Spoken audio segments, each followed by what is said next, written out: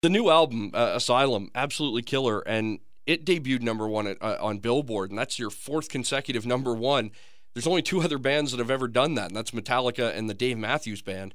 What's it like to be in such rare company? It's crazy. I never even thought of that statistic. Never thought that we could be part of something like that, and it's overwhelming. I mean, it's just really a testament to show, of the fans showing, and letting their voices be heard, that this type of music, that there's a fan base for it. It shows that our fans have been loyal to us and dedicated to us, and I can't thank them enough for really, for them stepping up.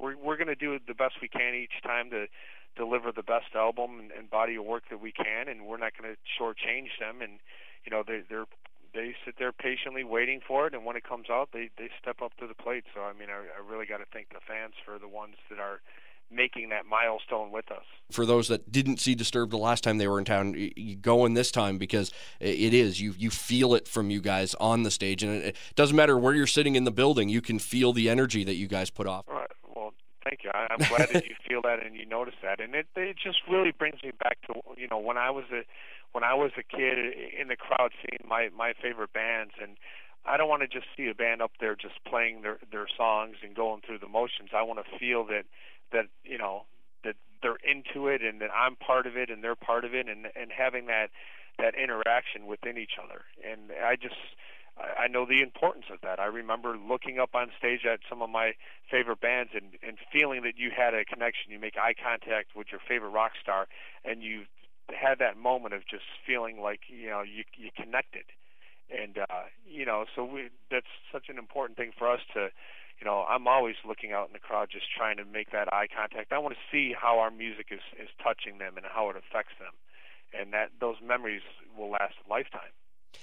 And with all that, on top of the personal connections, I've also read that this is one of the biggest productions as far as the stage work has gone that you guys have had. Yeah, we're very excited about, for the first time, being able to bring this kind of production into Canada. A majority of the time it's been here in the U.S.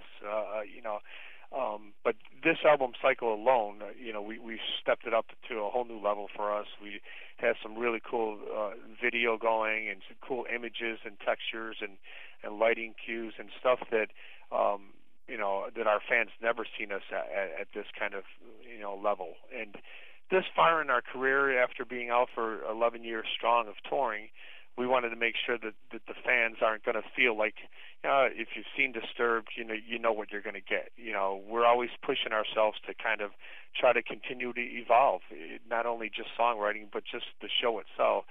And we wanted, that was why it's so important for us to make sure that, that we are taking it to a whole new level, that the fans will get a visual to go along with the songs.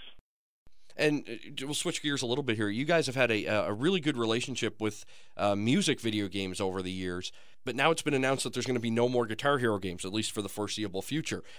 Both as a band and you being a guitarist, does that make you a little sad? Yeah, I mean, on one point, I mean, I personally am not a big video guy myself, and that's basically because I don't have the patience for it, and I have more of a short wick of where if I'm not doing good on a video game, I'll probably throw the guitar through the TV. It just pisses me off if I can't get the hang of it right away. Well, and especially when you could pick up a real guitar and play the song. Right. And the downside to it too is just then I don't want to get addicted to trying to do the video games too, because then that could eat up too much time as well.